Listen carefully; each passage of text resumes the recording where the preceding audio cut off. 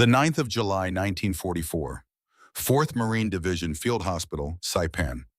The heavy cloying scent of iodine and unwashed bodies hung thick in the humid tent, overpowering the faint salt breeze from the Pacific. A Japanese woman lay rigid on the operating table screaming. Above her head, suspended from a metal stand, a glass bottle glowed under the harsh surgical lamp. The liquid inside was not water. It was dark, dense, opaque. It caught the light and burned with a deep, terrifying ruby hue. Blood. American blood. The propaganda posters in Tokyo had been clear. The blood of the Western barbarians would corrupt the divine ancestry of the Yamato people. It would sever her from her ancestors forever. A fate worse than any bullet. The woman clawed at the rubber tubing, tried to roll off the table, screamed words in broken English that no one fully understood. She was willing to die to keep herself pure. But the American medic standing beside her did not strike her. He did not shout. He caught her flailing hand with a grip that was firm, but not cruel. And when a small silk amulet tumbled from her torn sash onto the dirty floor, he did not step on it. He did not kick it aside. He knelt down, picked it up, and placed it gently back against her side. Then he leaned close, blocking the blinding surgical light with his body, and spoke 7 words that would change everything. 7 words that 60 years later would be engraved on a bronze plaque in Yokohama. But what she did not know, what would take decades for her to understand, was that this man had lost his younger brother 2 days before, killed on this very island, killed by soldiers just like her. To understand how these 2 enemies ended up in the same tent bound together by a glass bottle full of blood, we need to go back 3 days earlier to a limestone cave on Marpy Point, where death was not the ending, it was the beginning. If stories about humanity in the darkest moments of war matter to you, please subscribe and comment which country you are watching from. The 6th of July, 1944. Marpy Point Caves, northern Saipan. The air inside the limestone cave tasted of sulfur and dying prayers. Outside, the Pacific sun hammered the jagged cliffs with a heat that could blister exposed skin in minutes. But inside, the world shrank to damp stone and the ragged breathing of the wounded.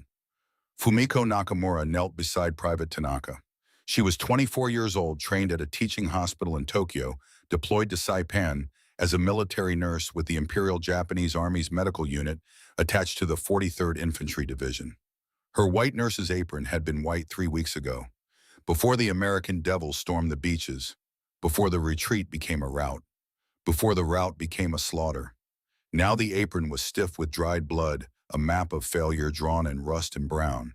Tanaka whispered for water. Fumiko dipped a rag into the last half-inch of muddy water in her canteen and dabbed his cracked lips.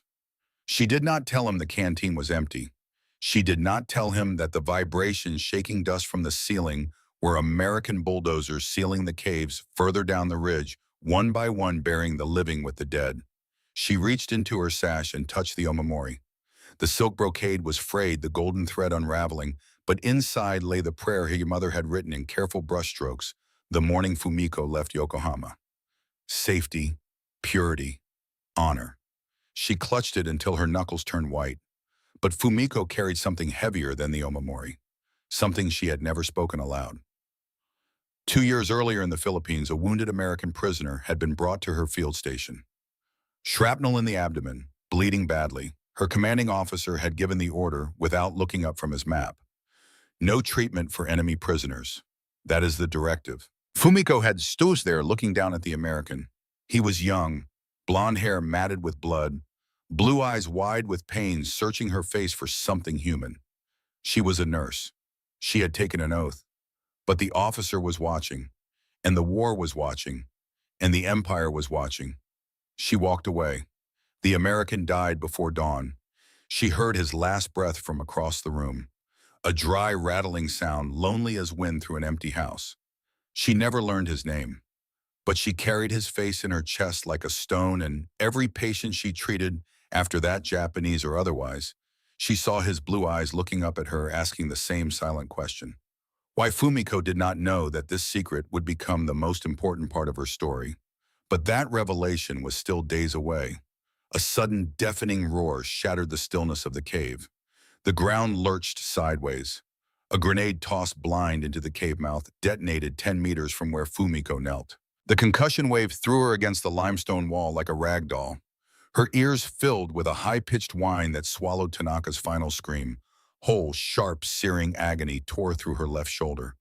Shrapnel. She tried to push herself up, but her arm refused to obey. Warm wetness soaked her tunic instantly, spreading fast. So this is it, she thought. The darkness of the cave seemed to stretch and swallow the dim light from the entrance.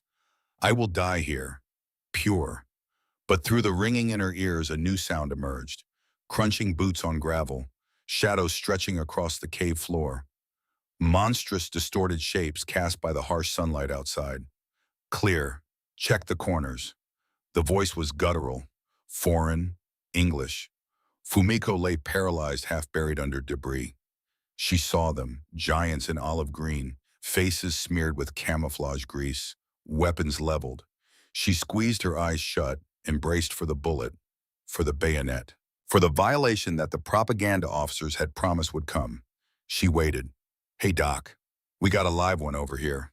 Footsteps rushed toward her. Not the heavy, deliberate stomp of an executioner. A hurried, scrambling rhythm. A hand touched her good shoulder. She flinched, a gasp escaping her throat. Easy. Easy now. Fumiko opened her eyes. A young man with a red cross on his armband was kneeling over her. His blue eyes were not filled with the demonic fire she had been promised. They were filled with something she could not immediately identify. Later, much later, she would recognize it as concern. He reached for her bleeding shoulder, and the world faded to black. But before we follow Fumiko into the American Field Hospital, you need to understand the man who found her. Because Corporal Thomas Brennan was fighting a war inside himself that was far more dangerous than anything on Saipan.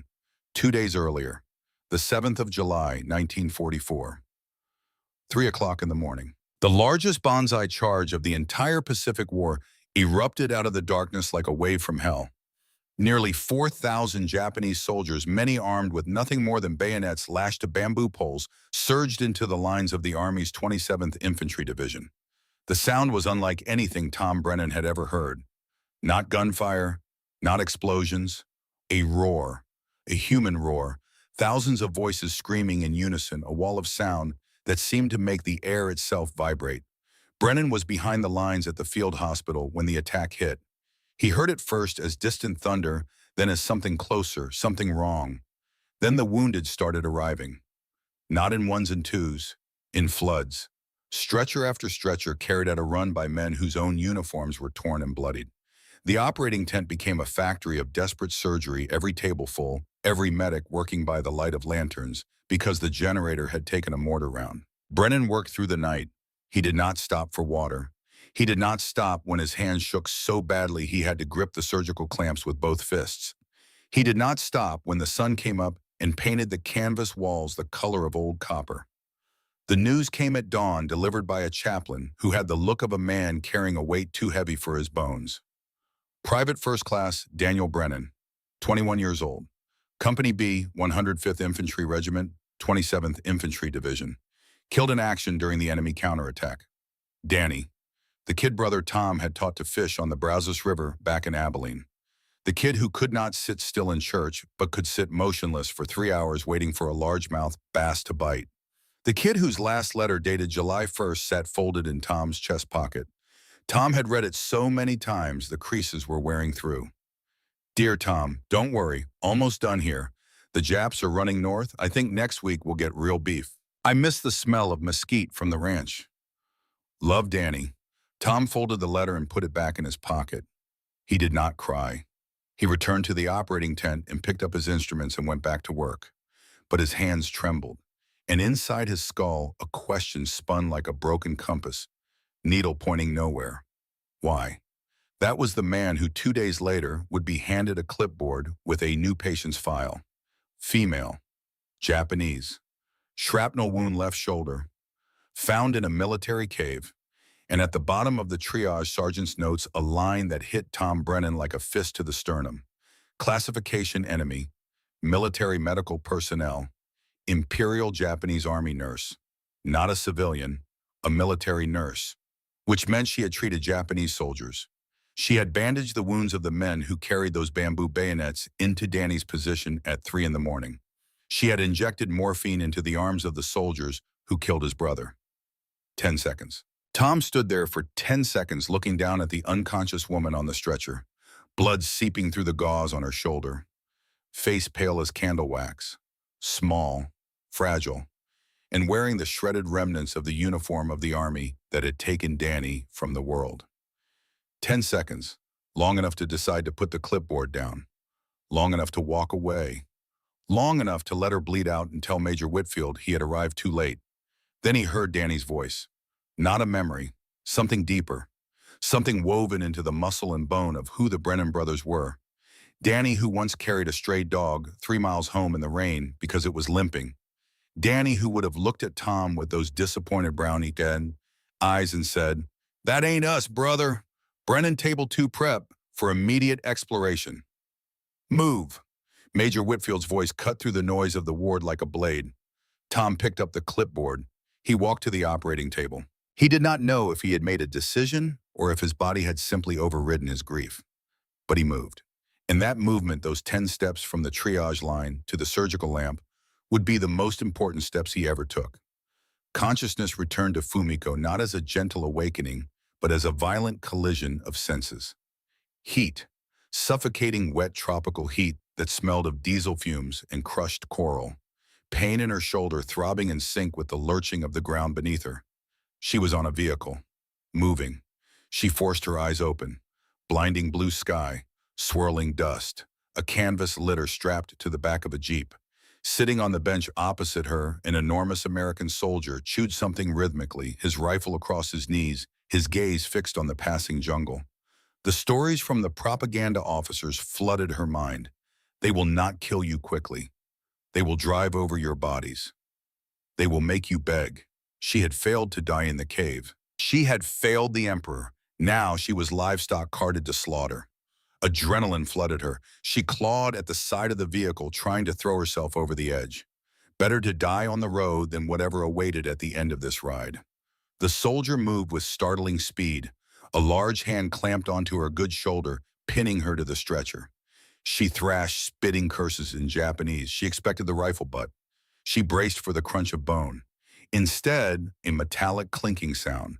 Something cold touched her cheek. Water. Drink. An aluminum canteen beaded with condensation. Impossibly cold in the furnace heat. He unscrewed the cap. He did not force it into her mouth. He held it hovering above her lips. Offering. Her throat felt like broken glass.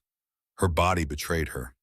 She parted her cracked lips, and the soldier tilted the flask. The water was cool, clean, faintly metallic. It flooded her mouth, washing away blood and dust. It was the most delicious thing she had ever tasted. For a single second, the war dissolved in the overwhelming sensation of being alive. She choked, coughing. He pulled the canteen back, waited, offered it again. "Slow down," he murmured. Why the question hammered in her skull? Why keep the livestock hydrated? Why waste precious cold water on a broken enemy? As she lay back, her hand brushed her waist. The omamori was still there. They had not taken it. They had not stripped her of her protection. The jeep crested a hill and the view opened up. Below, in a flattened clearing carved from jungle, a city of canvas stretched in precise formation. Rows of olive-drab tents, and painted on the largest roof in stark white and red, a symbol that needed no translation. A cross. Fumiko watched the camp draw closer. The taste of American water lingered on her tongue, confusing her, terrifying her. She was entering the belly of the beast, but the beast had just given her a drink. They carried her into the largest tent. The transition from blinding tropical sun to dim amber light stole the air from her lungs. Rows of stretchers lined the dirt floor, packed shoulder to shoulder. The air was thick with the copper tang of fresh blood, the acrid bite of disinfectant, and the chemical stench of iodine. American doctors and corpsmen moved between the rows like ghosts in sweat-soaked shirts. They lowered her onto a triage stand. To her right, a Marine with a heavily bandaged leg, pale and beaded with sweat. To her left, a boy no older than 18, clutching a rosary, staring at the canvas ceiling as if it were the gates of heaven. What the hell is that doing here? The Marine to her right had seen her torn Japanese uniform. His eyes, clouded with pain, widened with rage. "Corman, get this filth away from me. My buddy died taking that ridge and you put her next to me." The tent went quiet around them. Heads turned. The hostility was physical, a weight pressing down on Fumiko. She shrank into the canvas hand, going to her sash, gripping the omamori. This was it. The mob would descend. A tall man in a blood-spattered surgical apron pushed through. Major Charles Whitfield. Oak leaf insignia on his collar stained dark. He read the clipboard hanging from Fumiko's litter without looking at the Marine. Sucking chest wound. Possible arterial involvement. BP crashing. He looked up. "And you, son? Shrapnel in the thigh, bone intact. You are stable. She is the enemy, Doc. Let her bleed out." Whitfield's voice did not rise, but the authority in it cut through the noise like a scalpel through silk. "In this tent, Private, there is no enemy. There are only patients. And right now, she is dying faster than you are." He turned to Brennan and the other corpsmen. "Nakamura, table 2. Prep for immediate exploration. Move." The world tilted. Fumiko was rushed deeper into the tent past the triage line, through sheets hung as dividers onto a hard, cold surgical table. The massive overhead lamp blazed to life, blinding, an artificial sun that stripped away all shadows. "Hold her down," Fumiko fought. Boots scrabbling on metal, enormous shears appeared and began cutting her uniform away. Snip, snip, snip. The blood stiffened, fabric fell to the floor, and with it the last visual symbol of her rank, her nation, her identity as a soldier of the Empire. A nurse approached with a glass syringe. A tiny bead of clear liquid caught the light at the needle's tip.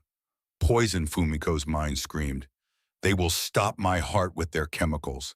She lashed out with her good arm, striking the nurse's wrist. The syringe flew from the woman's grip and shattered against the metal trolley. Two large hands descended on her wrists, but these hands did not twist or crush. They held her with a firm, grounding pressure that was somehow different from everything else in this screaming chaos. "Easy," she knew the voice, the tired blue eyes above the surgical mask. The giant from the jeep. "Brennan." He leaned close, ignoring the blood smearing his fatigues. "Medicine," he said, enunciating slowly. "Sleep, not death."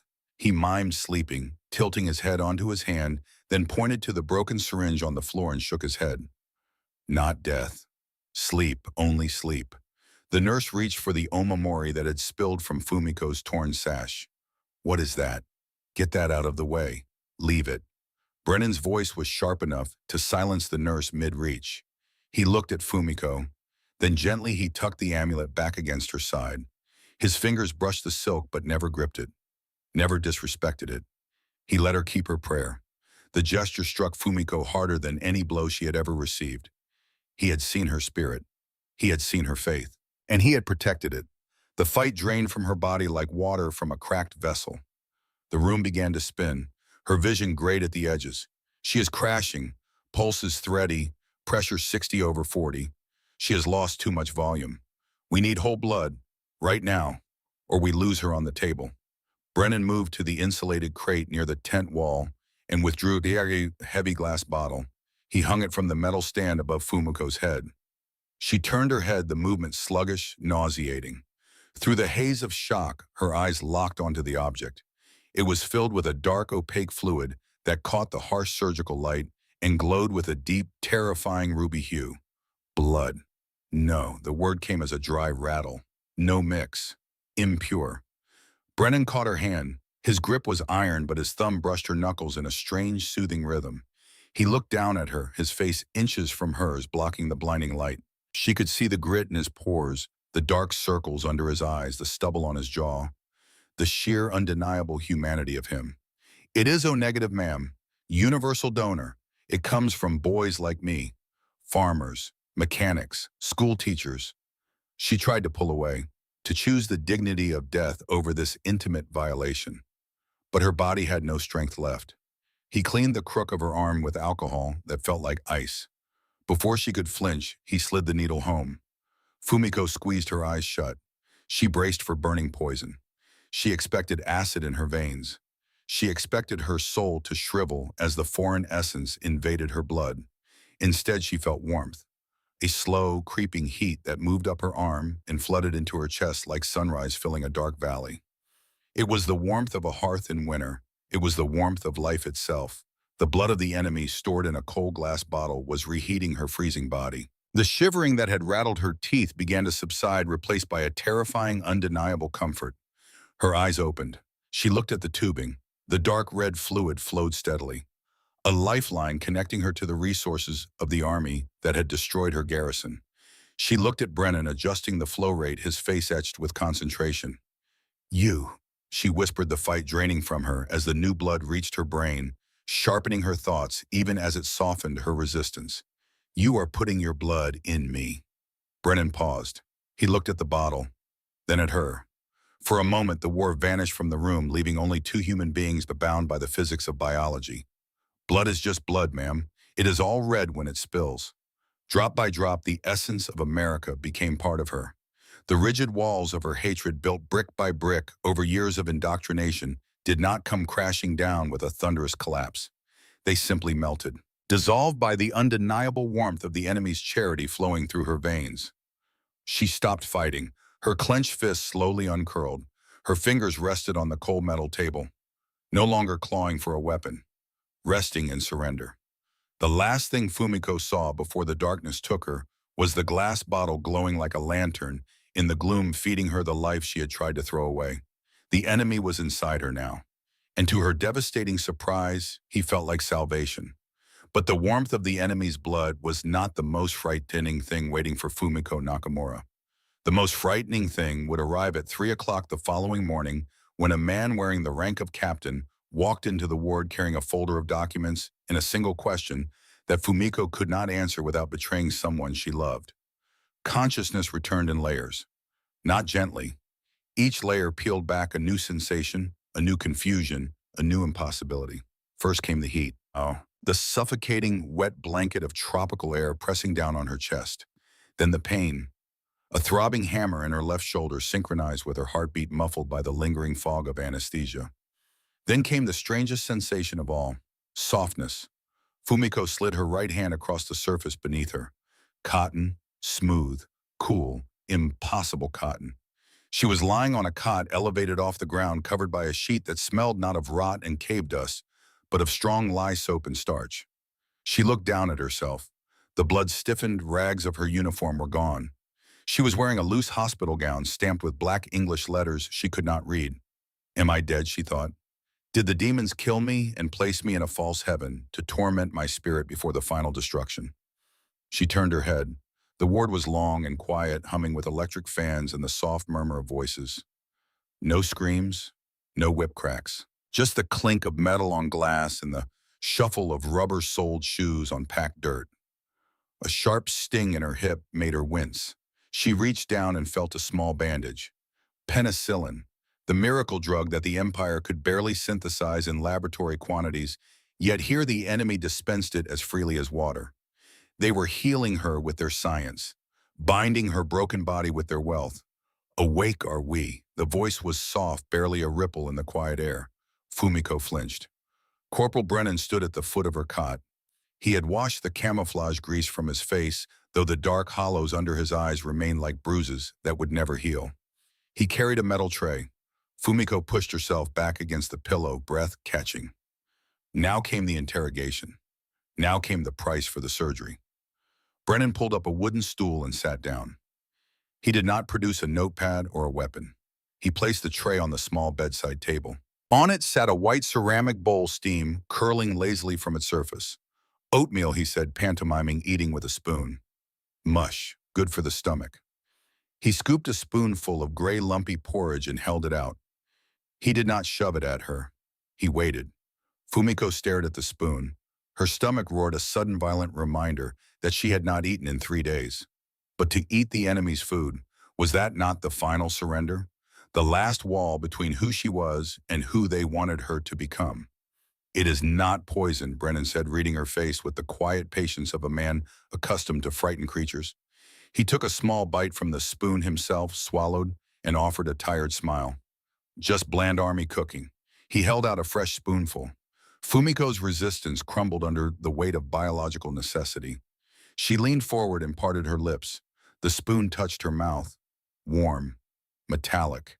The oatmeal was tasteless, mushy, and sweet. Sugar. A luxury she had not tasted in months. It slid down her throat, warming her from the inside, settling the nausea that had plagued her since the cave. Brennan fed her patiently, wiping a drop from her chin with a napkin, as if it were the most natural thing in the world. He treated her not like a prisoner of war, not like a trophy, but like a broken thing that needed mending. It was confusing.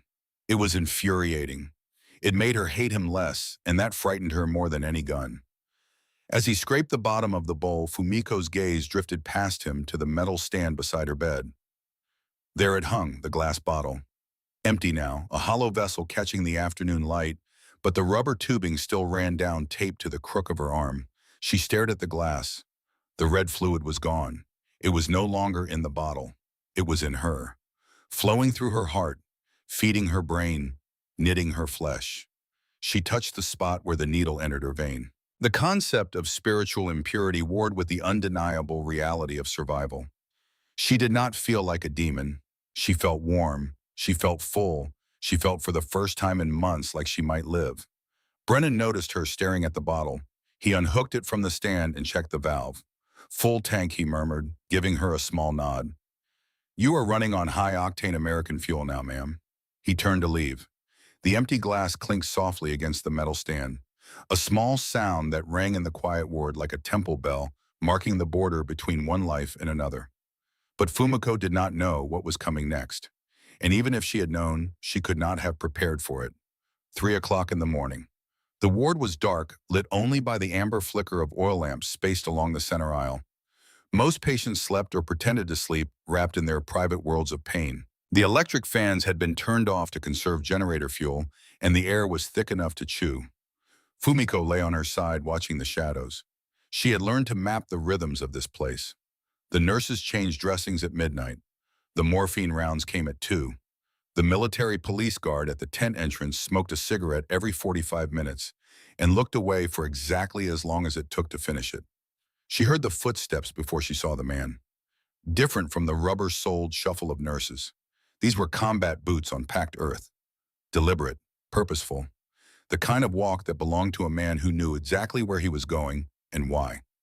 Captain Leonard Hargrove pulled a wooden chair to the side of her bed and sat down without asking permission. He was not a large man, but there was a density to him, a compression of energy and intent that made the space around him feel smaller. His uniform was pressed, a startling anomaly in a place where every piece of fabric was wrinkled and stained. His face was lean, clean-shaven, with deep lines carved around his eyes that spoke of years spent squinting at documents under poor light. He wore the insignia of Military Intelligence G2 4th Marine Division. He placed a folder on his knee and opened it. Nakamura Fumiko, military nurse, Imperial Japanese Army, Medical Unit 43rd Infantry Division, stationed on Saipan since March 1944.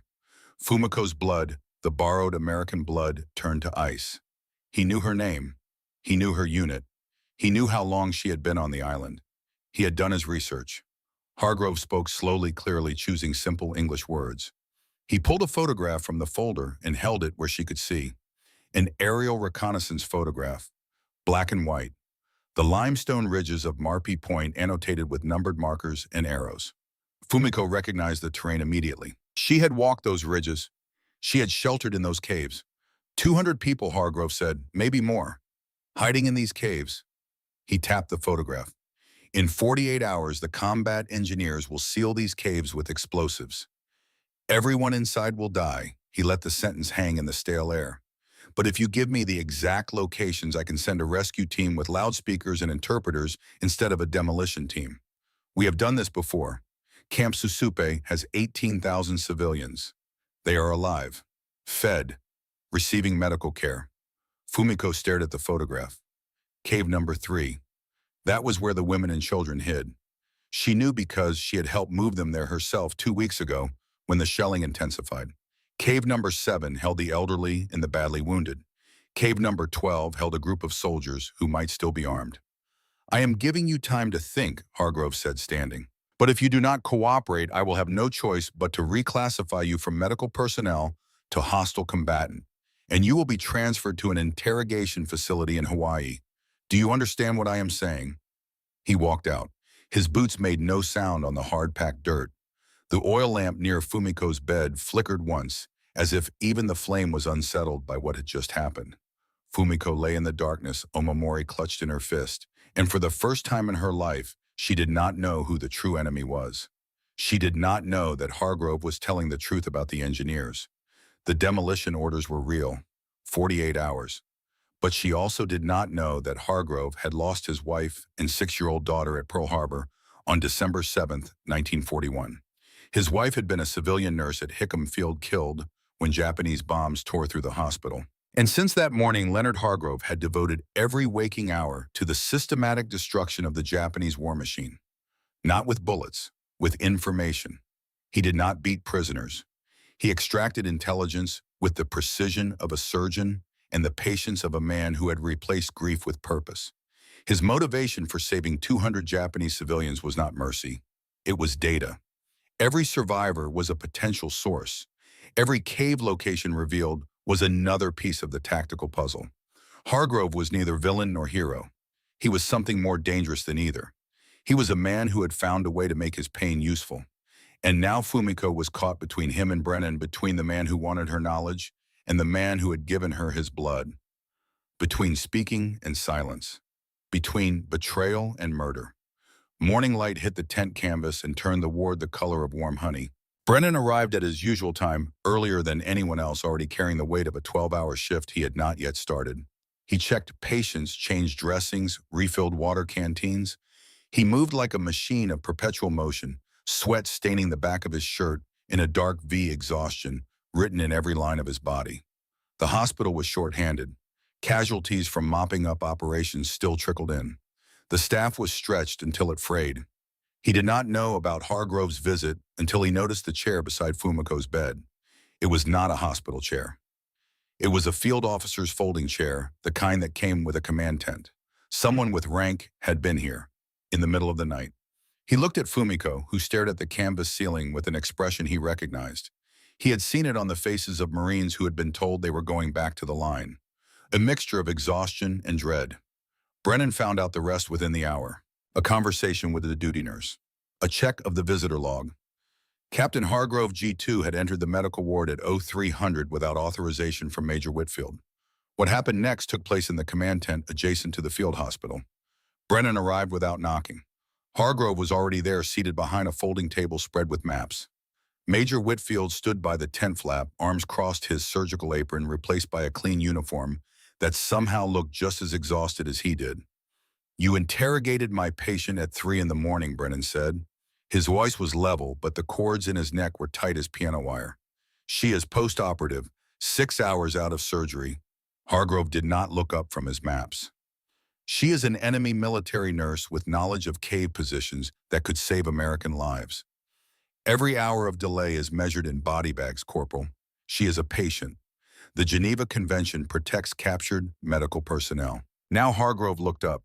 His eyes were the color of old iron. The Geneva Convention also requires captured medical personnel to cooperate with the detaining power within the scope of their professional competence. "I am not asking her to betray her country. I am asking for medical information. How many wounded in those caves? What injuries? What supplies they need? That is well within her professional scope." Major Whitfield raised a hand. "Enough. Captain Nakamura is still in recovery. You will not enter the medical ward without my authorization." Hargrove turned to Whitfield. His voice did not change pitch or volume, but something shifted behind his eyes.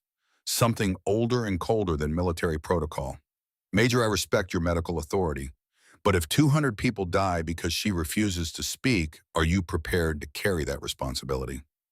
The silence in the tent was the kind that has weight, the kind you can feel pressing against your eardrums. And then Brennan spoke. Not with the words anyone expected, not with medical regulations or Geneva protocols. He spoke with something raw, something that had been burning inside him for 4 days. "You lost your wife and daughter at Pearl Harbor, Captain. I know that. Everyone on this island knows that. And I am sorry, truly sorry, but I lost my brother here, on this island, last week. Danny Brennan, PFC, Company B 105th Infantry, 21 years old. Killed in the bonsai charge. Hargrove's mask cracked. Just a fraction, a tightening around the jaw, a flicker in those iron eyes. So I know what it feels like, Brennan continued. I know the math you are doing in your head. I know the algebra of grief. You think if you extract enough intelligence, interrogate enough prisoners, map enough caves, you can balance the equation. You can make your wife's death mean something. Your daughter's death means something, and maybe you can. Maybe that is what keeps you going. I will not judge that. He paused. The tent was so quiet that the distant crash of surf on the reef was audible. But if we threaten a wounded woman in a hospital bed to make her talk, if we use the law as a weapon against someone who is bleeding and terrified, then Danny died for nothing. My brother did not die so that we could become the thing the enemy says we are. 5 seconds of silence. The longest 5 seconds in that tent. Hargrove's jaw worked as if he were chewing something bitter that would not go down. Then he spoke, his voice lower than before, stripped of its professional polish. I will wait for her to recover. 48 hours, but after that Corporal Butu will return, and next time I will bring orders. He gathered his maps and walked toward the tent flap. At the exit he stopped. He did not turn around. Danny Brennan, Company B, 105th. I will remember that name. He was gone. The canvas flap swung shut behind him, letting in a blade of white tropical sunlight that cut across the floor and vanished. Whitfield looked at Brennan for a long moment. He said nothing. There was nothing to say. He squeezed Brennan's shoulder, once the gesture of a man who had long since run out of words, and walked back to the operating tent. Brennan stood alone. His hands were shaking. Not from anger, from the effort of holding two kinds of grief in the same body without letting either one destroy him. If this story is already making you think about the people in your life who chose mercy when revenge would have been easier, please take a moment to like and share it. Stories like this only reach others when you help carry them forward. The days that followed existed outside of normal time. They measured themselves not in hours, but in the rhythm of changing dressings, the clatter of mess trays, and the erratic rise and fall of fevers. Fumiko's senses sharpened as the anesthesia cleared completely. She lay still, feigning sleep whenever a nurse passed, but through her lashes she watched everything. She watched the boxy radio near the entrance emit a chaotic, bouncing rhythm of brass and drums. Jazz, the sound that Tokyo censors had banned as decadent and spiritually corrupting. Yet the Americans tapped their feet to it while they sterilized instruments. It was loud, disorganized, and inexplicably alive. She watched the chaplain kneel beside the wounded lieutenant in the next bed, reading from a small black book. The ritual was different from the Shinto prayer she knew. No clapping, no incense, but the cadence of reverence was universal. She watched the Lieutenant James Crawford, 23 years old from Nashville, reach for a leather folder on his bedside table and flip it open. From her angle, Fumiko could just see the contents. A photograph. A woman with curled hair holding a baby on a porch. The image struck her like a physical blow. The monsters had wives. They had children who waited. A demon does not carry the picture of a laughing child into battle. Water. Crawford's voice was raw with pain. He was looking at her, not with hatred, with need. He pointed a trembling finger at his canteen just beyond his reach. Fumiko hesitated. Then the nurse in her, the professional who had been drilled at a Tokyo teaching hospital long before any war sat up. She reached across the gap between their beds, ignoring the throb in her shoulder, and placed the canteen in his hand. Their fingers touched. Enemy skin on enemy skin. Crawford drank deeply. When he lowered the canteen, he looked at her. Really looked at her. Japanese features. Hospital gown. Fear in her eyes. He did not call for the military police. He did not recoil. Thanks, sister, he grunted. He shook a cigarette from a pack of Camels, lit it with a silver lighter, and exhaled a cloud of rich blue smoke. The smell was sweet, cured, a smell of abundance that contrasted sharply with the harsh, biting tobacco of Japanese rations. Want one, he asked, holding out the pack. Fumiko shook her head. The gesture was too casual, too human. It terrified her more than violence ever could. Violence she understood. Camaraderie she did not. By the fourth day, the fog of pain had receded enough to leave room for something far heavier. In Japanese culture, on the debt of gratitude, is a burden that can crush a person's spirit more thoroughly than any physical weight. These Americans had not merely spared her life. They had poured their own blood into her veins and filled her stomach with their grain. She was alive because the enemy had shared his essence with her. The guilt sat heavier than the oatmeal. She needed to work. To be idle was to be a parasite. To be a parasite on the enemy was a shame that no amount of Omamori prayers could cleanse. Crawford was taken away for leg surgery, leaving his cot a chaotic mess of tangled sheets and crumpled blankets. To a nurse trained in the rigid discipline of a Tokyo teaching hospital, it was an offense against order. Fumiko looked around. The guard was lighting a cigarette. Brennan was at the far end of the ward. She stood. Her legs trembled like wet paper. She shuffled 2 steps and touched the sheets. The fabric stopped her cold. Cotton, pure thick high thread count cotton. In Japan, even before the war, such fabric was a luxury reserved for the wealthy. By 1944, hospital sheets were made of rough hemp blends that scraped the skin raw. But this was soft and durable and blindingly white. It smelled of bleach and expensive soap. The smell of a nation that had resources to burn. They have so much, she thought. They fight a war across an ocean and still sleep on clouds. Her hands moved before her mind could stop them. She stripped the bed. She shook out the top sheet. The snap of fabric sounded like a small pistol crack. The guard turned sharply, hand-dropping to his baton. He saw her standing there, a small, frail figure in a prisoner's gown holding a sheet. He stepped forward. Fumiko froze but did not drop the sheet. She looked him in the eye. Then she turned back to the mattress and began to work. Tuck, fold, smooth, the hospital corner, the precise 45-degree angle that locked the linen in place. A universal language of care. She worked with rhythmic, silent intensity, and in the motion, she ceased to be a prisoner of war. She was Nurse Nakamura again, useful, restoring order to chaos. When she finished, the bed was a perfect rectangle of white, sharp-edged, inviting. She stood back slightly breathless, shoulder throbbing, but a small, warm coal of satisfaction glowing in her chest. Well, I will be damned. Brennan was behind her. He looked at the bed, at the razor-sharp corners, then at her. His tired face broke into a slow, crooked grin. Better than I do it. You got good hands, ma'am. He reached into his pocket and pulled out a small, rectangular object wrapped in brown paper and silver foil. Fumiko hesitated. She peeled back the foil. Dark, glossy, chocolate. Real chocolate. Not the waxy, flavorless substitute made from sorghum she had choked down in Tokyo, but the rich substance she remembered from childhood. Before the embargoes. Before the hunger. She broke off a tiny corner and placed it on her tongue. The taste exploded. Sweet, bitter, creamy. It melted instantly, coating her mouth in a sensation of pure luxury. The taste of peace. The taste of a world where sugar was not a distant memory. Brennan gave her a casual 2-finger salute and moved on.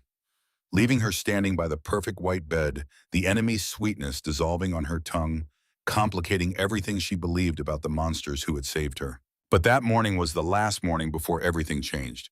Not because of the war, but because 12 women in a tent at the southern end of the camp had decided they had lived long enough. Fumiko was transferred from the field hospital to the civilian holding area in preparation for transport to Camp Susupe.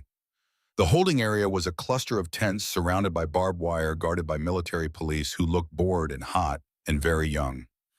Inside, she found the other survivors. Japanese civilians, mostly women and children from the Okinawan communities that had settled on Saipan before the war. They sat in clusters on the dirt floor, silent, hollow-eyed, wearing whatever scraps of clothing the Red Cross had issued.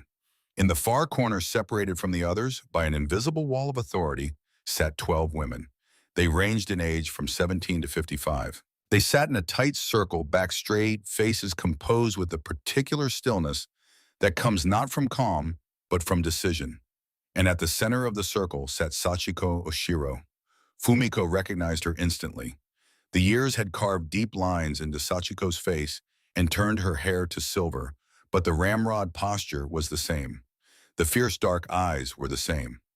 Sachiko had been a neighbor on the same street in Yokohama before she and her husband emigrated to Saipan in 1938 to work the sugar cane fields. She had bounced young Fumiko on her knee. She had brought mochi to the Nakamura household every New Year's morning. Fumiko. Sachiko's voice was barely a whisper. Her eyes brightened for a single second. Then they darkened like a lamp being turned down. You survived. Yes, the Americans saved me. Sachiko studied Fumiko's bandaged shoulder, the American hospital gown, the healthy color returning to her cheeks. And something in Sachiko's expression hardened into something cold and final. They did not save you. They are keeping you. You think they feed you from kindness. They are fattening you for the interrogation.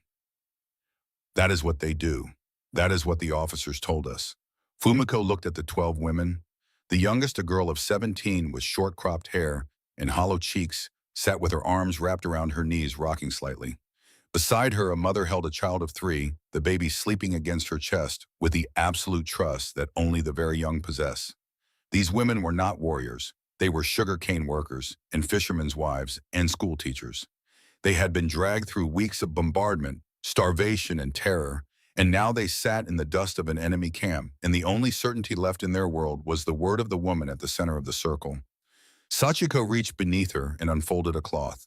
12 shards of glass, each one longer than a finger, sharp enough to catch the light. One for each woman. Tonight, Sachiko said, when the guards change shift, we choose honor. Fumiko stared at the glass shards. Her mind went to Marpi Point, to the cliffs where she had heard through the walls of her cave the distant screams of people falling. Men, women, children, leaping from the heights rather than face capture. Hundreds of them, maybe 1,000. The emperor had ordered it. The propaganda officers had demanded it. And the people had obeyed because they believed, truly believed, that the Americans would do things worse than death. But Fumiko had been inside the American hospital.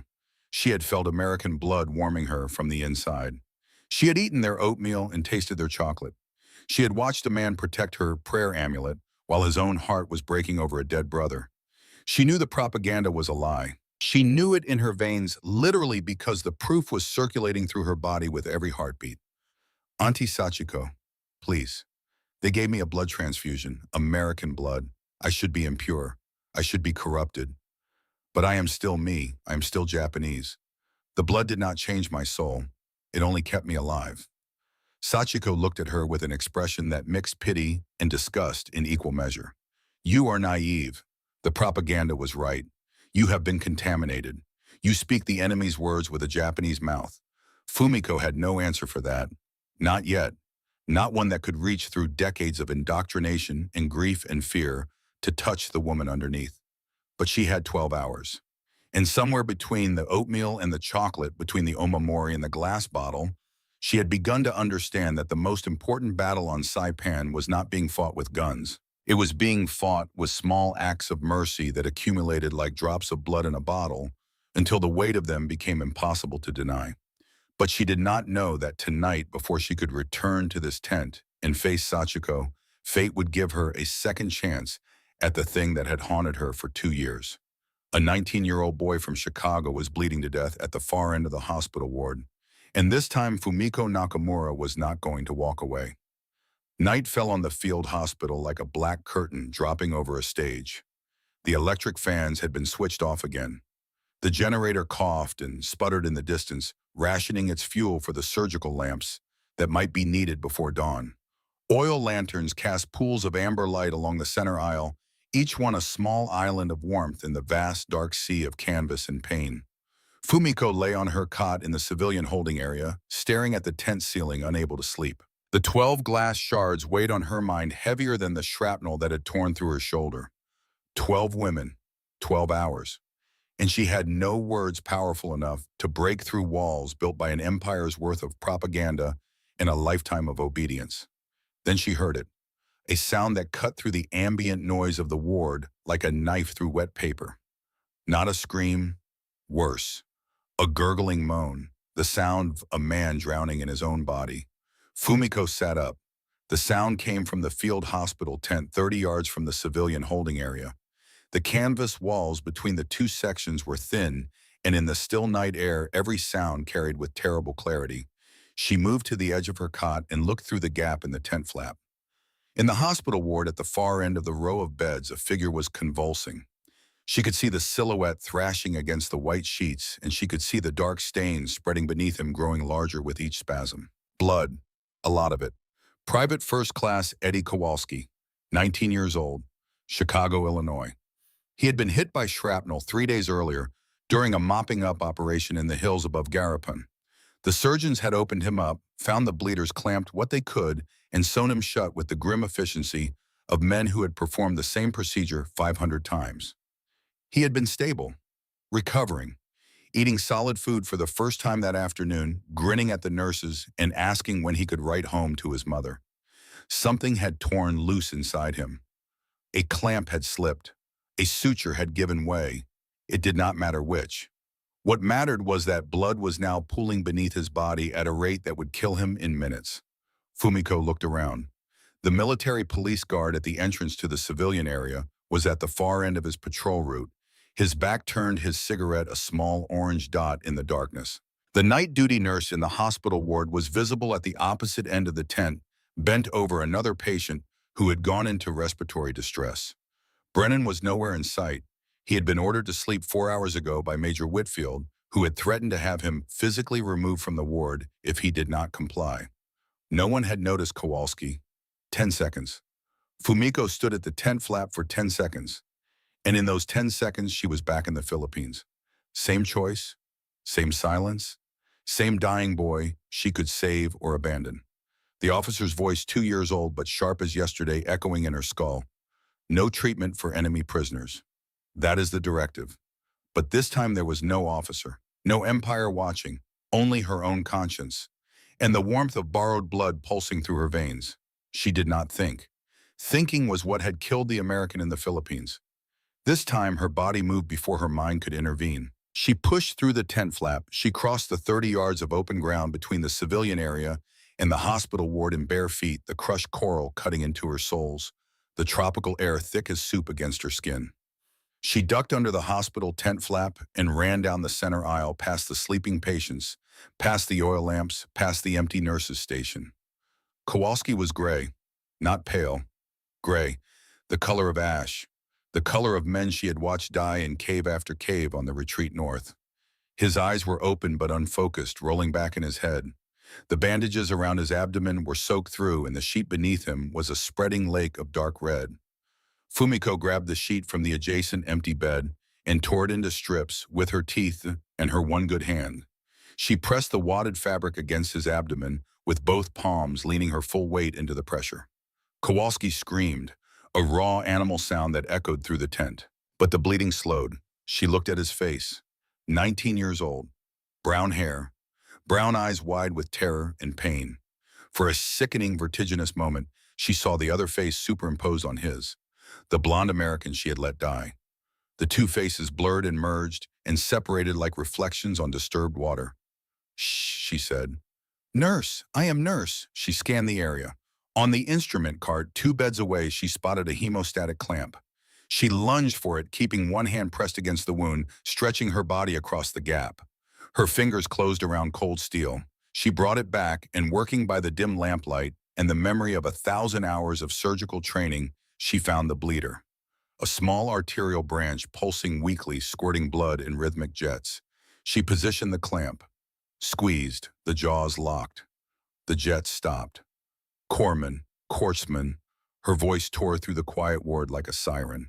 Brennan arrived at a dead-run barefoot shirt, untucked, eyes wild with the disorientation of a man ripped from deep sleep by the sound of crisis. He took in the scene in a single sweep. Fumiko, in hands covered in blood, face rigid with concentration. Kowalski, pale as paper but breathing.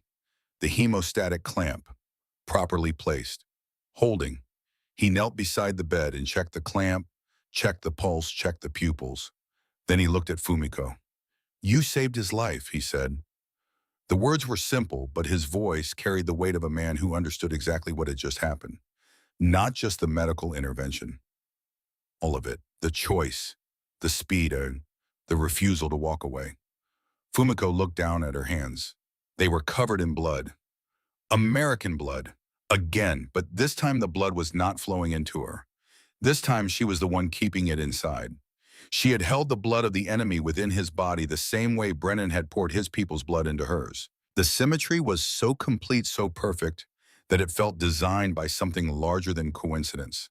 And then the weight of 2 years crashed down on her. The blonde American on the dirt floor, his eyes, his hand reaching out toward her as she turned away. The sound of his last breath at 4 in the morning. All of it hit her at once, and her legs gave out. Fumiko sat down on the floor beside Kowalski's bed. She sat in the dark, hands red with a stranger's blood, and she wept. Not the silent leaking tears of the operating table. These were sobs, deep, guttural. The sound of a dam breaking after 2 years of pressure. Brennan did not ask what was wrong. He did not try to fix it or explain it away. He knelt beside her and placed one hand on her good shoulder. Just that, the weight of a human hand. And he waited while she cried herself empty. When the tears stopped, the silence that followed was not empty. It was the silence of a room after a storm has passed. Everything washed clean, but the night was not over. In the civilian tent 30 yards away, 12 women were waiting for the guard to change shift. And Sachiko Oshiro had sharpened her glass shard to an edge that could open a vein in a single stroke. Fumiko wiped her face with the back of her hand, leaving streaks of Kowalski's blood across her cheeks. She stood up. Brennan looked at her. "Where are you going?" She did not have the English to explain. She pointed toward the civilian area. "Women," she said, "dying, tonight." Brennan's face changed. He understood before she finished speaking. He had been on Saipan long enough to know about the mass suicides at Marpy Point and Bonsai Cliff. He had watched from the ridge line as civilians jumped to their deaths on the rocks below, while Marines shouted through loudspeakers begging them to stop. He knew that the dying had not ended when the island was declared secure. "Go," he said. He pressed a small object into her hand, a flashlight the size of a fountain pen. "I will get Whitfield." Fumiko moved through the darkness. The guard was on the far side of his rotation. She slipped under the tent flap and entered the civilian holding area. The 12 women were still in their circle. Sachiko sat at the center, a shard of glass in her right hand, a thin line of blood already visible on her left wrist where she had tested the edge. The other women held their shards, some with steady hands, some trembling, all of them watching Sachiko with the obedience of people who have surrendered the burden of independent thought. The 17-year-old girl was crying silently. The mother held her sleeping 3-year-old against her chest. The child's tiny fist was curled around a strand of her mother's hair. "Auntie Sachiko, stop! You should not be here, Fumiko. You have already chosen your side." Fumiko held up her hands. They were still red, still wet. "This is the blood of an American soldier. A boy, 19 years old from Chicago. He was dying tonight. I saved him, with these hands, with the training Japan gave me." She stepped into the circle. 2 years ago in the Philippines, I let an American prisoner die. My officer ordered me not to treat him, and I obeyed. I walked away, and he died alone on a dirt floor because I was too afraid to be a nurse. The women stared at her. I have carried that man's face inside me every day since. Every patient I treated, I saw his eyes. Every night I heard his last breath. I thought I could never make it right. I thought the guilt would eat me alive. And then tonight in the American hospital, another boy was dying the same way. Shrapnel in the belly, blood everywhere. And this time I did not walk away. This time I ran toward him. She looked at her bloody hands. The blood is the same. Japanese blood, American blood. It is all red when it spills. The man who saved my life told me that, and I did not believe him. Now I believe him, because I have held American blood in my hands, and it felt exactly the same as Japanese blood. Warm, alive, precious. She turned to the 17-year-old girl and knelt in front of her. Gently, she took the glass shard from the girl's trembling fingers. The girl did not resist. "Do you want to see the sun come up tomorrow?" she asked softly. The girl nodded. Tears streaked the dirt on her cheeks. Fumiko moved to the mother with the sleeping child. She looked at the baby, 3 years old, tiny fist wrapped in mother's hair. How old is she? 3. Does she know what cherry blossoms smell like? Or will she only ever know the smell of blood? The mother's face crumpled. The glass shard fell from her fingers and landed in the dust without a sound. One by one, Fumiko moved around the circle. She did not lecture. She did not argue. She simply asked questions, small questions, human questions. Do you want to taste rice again? Do you want to hear your mother's voice? Do you want to feel warm water on your skin? And one by one, the shards fell. 7,